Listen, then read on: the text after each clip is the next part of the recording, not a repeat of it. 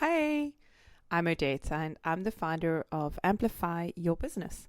I support service-based entrepreneurs and digital creatives in crafting exceptional customer experiences that generate predictable revenue and grow sustainable long-term businesses.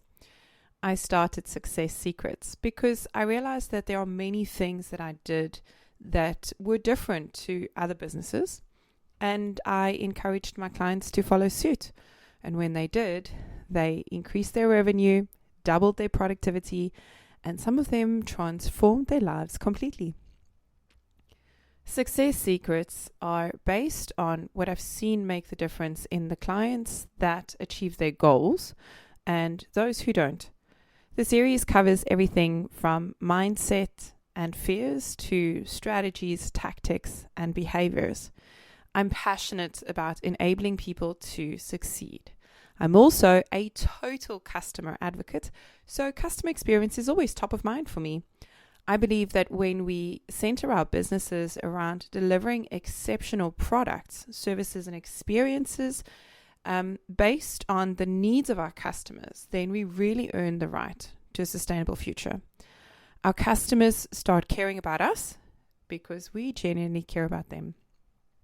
In today's episode, I will share with you the second key to crushing your competition using customer experience as your competitive advantage.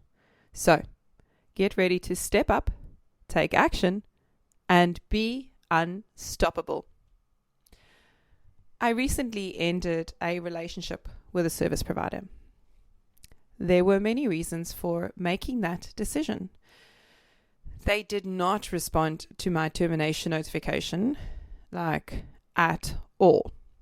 Instead, in an open forum conversation, they referred to the notification and simply stated that the way they want to feel about it was good. So they would not respond, since responding would likely not result in them feeling all that great. This highlighted the fact that customer was not the focus. The service provider's ego was. To place your customers at the heart of everything you do is to make them the hero in their story. If you are the hero, you are missing the point. It is just not about you. It's not about your business. It is about your customer achieving their goals or solving a problem, and you have the privilege of being part of their journey. So don't take it for granted. Obviously, I was unimpressed, as you can imagine. As a paying customer, I had certain expectations which weren't met. But here's the thing. Most businesses respond in this way, in some flavor of it.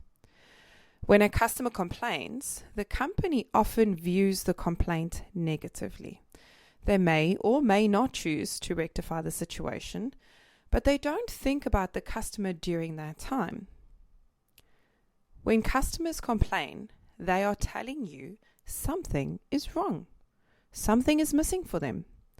Sometimes it's because you didn't deliver on a promise. Sometimes there's a mismatch due to poor communication. Regardless of the reason, the customer is giving you insight into what matters for them. If you listen and rectify the poor experience, they generally become your biggest advocates and loyal patrons. If we use my definition of customer experience, which is caring for your customers, then instances where customers complain will play out very differently. When you receive a complaint, you will ensure that you understand what went wrong. You remove the emotion and the defense from the situation, and you view it as a learning experiences. Guys, there's gold in your customers complaining.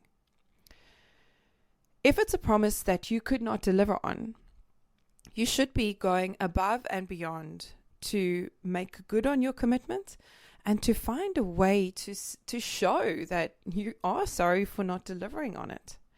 In contrast, you will treat a complaint with disdain when your customers are just a way of making money.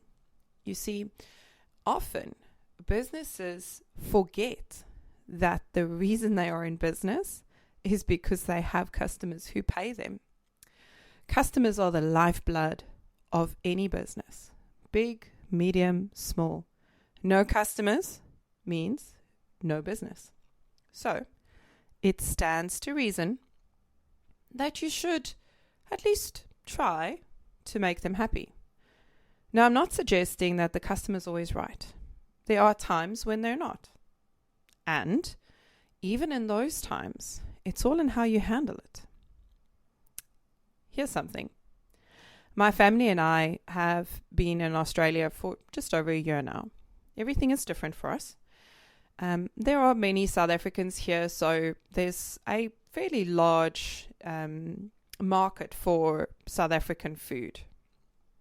We saw an ad on Facebook about a local food truck that was selling South African food at some market on a Sunday. And we were really, really excited. So we arrived on the Sunday. It was quite a trip. We get in the car and it was raining. The weather was terrible. And we were like, oh my goodness, is this a good idea? Shall we go? Anyway, we went and we arrived. It was freezing cold. And we arrived at this food truck, ready for some yummy South African delights. Yay! Cool. So we ordered just about everything on the menu. I mean, like you had to hold us back, right? The poor lady had to write down everything we wanted. It was obvious that we were the biggest order for the day. Then we waited and waited and waited some more. It was cold and it was raining, but we didn't mind that much. Finally, our order was ready. We took the bag and off we went. Luckily, I have a habit of checking our orders since we've often ordered and paid for things in the past. I need to get home and the order was incomplete. That day was no different. We got to the car because it was freezing and raining, so I waited till we got to the car and I opened the order and there were items missing from our order. Now, you may argue that it's such a tall order. Maybe they forgot. So maybe I forgot. Let's go check. I did not forget because I made a note of everything that I ordered. And as I was placing the order, I was reading from my note, by the way, to the person that was taking our order. So this wasn't a mistake on our behalf, certainly. What we paid reflected that it wasn't a mistake. So I left the family in the car and I braved the rain and the cold again to get the order sorted. Unfortunately, they made me wait some more, right? First, to find out why I was back and then to fulfill the order. As someone who pays attention to customer experience, guys, for me, this was slack. There was no apology. There was no ownership. And there was nothing to make up for the inconvenience. Now, I'm not about free stuff, but I'm about acknowledging, whoops, we made a mistake and we would like to fix it because actually you're a valued customer and you drove far to get here to support us. You see, customer experience is about the way that your customers feel when they've had an interaction with you. I felt like I was an inconvenience asking for the products that I had paid for. Leaving with my order that day, I didn't feel warm and fuzzy. I didn't feel like I mattered. Instead, I felt like an afterthought. And I don't like that. I don't want to feel like an afterthought. I'm sure you don't either. So, what can we learn from this? First, quality control in your process is essential. Think about it. When you go to a restaurant, waiters are taught to read back their order to ensure that they've taken down everything accurately.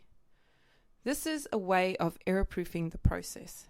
When your customer buys something from you, make sure that you know exactly what they expect and when they expect it. Secondly, when you make a mistake, Own it. Things go wrong. We know that. We all understand that. But deflecting is not a way to deal with it.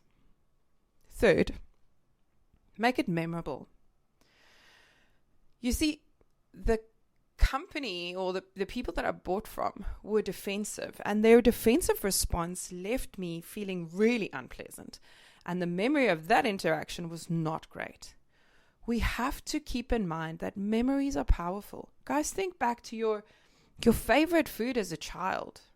If you used to bake with your mom, that smell of cookies, if you smell it now, it triggers a memory and it triggers a feeling that when you smell it, you're like, oh, that reminds me of home. It gives me this warm and fuzzy feeling. The same is true for the fight you had with your best friend that made you feel ick. Ugh. Memories are powerful and they affect every aspect of our lives. So keep that in mind. People remember how you made them feel, not so much what you said. So, if you're unsure about how you should go about creating memorable customer experiences that result in customers coming back on repeat, then my advice is go back to the previous podcast. Remember rule number 1, treat others the way that you want to be treated. And don't wait for your customers to phone you for an update. Proactively manage their expectations. And when things go wrong, own it and fix it. To build and maintain a loyal customer base, you must focus on meeting their expectations during every interaction they have with your brand or your company. Delivering excellent customer experience is the best way to create a strong competitive advantage.